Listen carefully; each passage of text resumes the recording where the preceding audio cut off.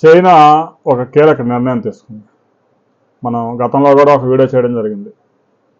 బంగ్లాదేశ్లో చొరబాటుదారులు ఎన్ని దారుణాలకు పాల్పడతా ఉన్నారు అనే విషయం మీద. ఇక భారతదేశంలోకి చొరబడడం అంటే వాళ్ళకి వెన్నతో పెట్టిన విద్య.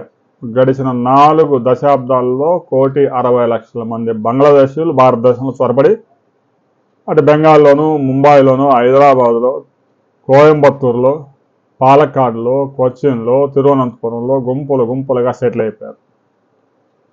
ఒక్కడు వచ్చాడంటే చాలు, సంవత్సరం తిరిగేసరికి 300 మందిని తీసుకొస్తాడు. అక్కడుండే మన దేశంలో ఉండే స్థానికులే మైనార్టీలుగా మారిపోతా ఉన్నారు. తాజాగా చైనాకి కూడా ఇలాంటి కర్మే దాపరించింది. చైనాలో యూత్కి, పురుషులకి వివాహ వయసు వచ్చినా కూడా సరైన యువతులు దొరకకపోవడంతో బంగ్లాదేశ్ నుంచి కొనుగోలు చేసి తీసుకెళ్తా ఉన్నారు. గడిచిన 4 సంవత్సరాలుగా ఇదే వ్యవహారం నడుస్తూ ఉంది. చైనా వాడు ఒక 30,000 40,000 ఖర్చు పెట్టుకుంటే బంగ్లాదేశ్ కరెన్సీలో ఒక మార్చేసరికి 5 లక్షలు 6 లక్షలు అవుతాయి. బంగ్లాదేశ్లో తీవ్రమైన పేదరికం అయినా కూడా ఒక్కొక్కడు 13 మందిని తక్కువగా కనడు. ఎందుకంటే 13 మంది కన్నా తక్కువగా కంటే వాడి మతం ఒప్పుకోదు. వాడి మతంలో ఉన్న వాళ్ళు కూడా వాడిని చేతగానోడుగా చూస్తారు. తిండి పెట్టడానికి కాదు కదా, కనీసం డ్రాయర్ వేయడానికి డబ్బులు లేకపోయినా కూడా వాడు 10 మందిని కంటాడు.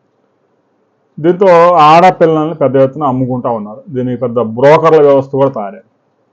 గడిచిన 4-5 సంవత్సరాల్లో ఈ విధంగా చైనాకి 6 లక్షల మంది బంగ్లాదేశ్లు అమ్మాయిల్ని వధువులుగా పంపించేశారు.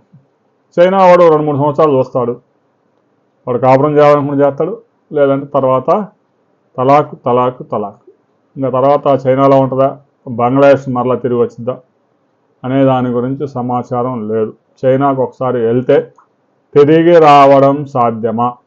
చైనాలో ఇక్కడి నుంచి బంగ్లాదేశ్ నుంచి తీసుకెళ్ళిన యువతలను ఏం చేస్తూ ఉన్నారు? వారి యొక్క అవయవాలతో వ్యాపారం చేస్తూ ఉన్నారా, లేదంటే వారిని వివాహం చేసుకొని కంటిన్యూ చేస్తూ ఉన్నారా అనే దాని గురించి అయితే క్లారిటీ లేదు. మిగతా ప్రపంచానికి లేదు.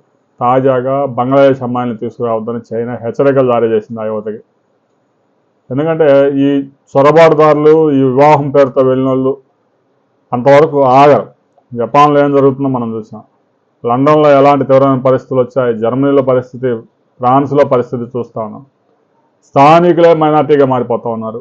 ఒక్క గుంపు చేరిందంటే చాలు, వేల మందిని తయారు చేసి మిషన్లాగా జిరాక్స్ కొట్టినట్టు కొట్టేస్తూ ఉన్నారు.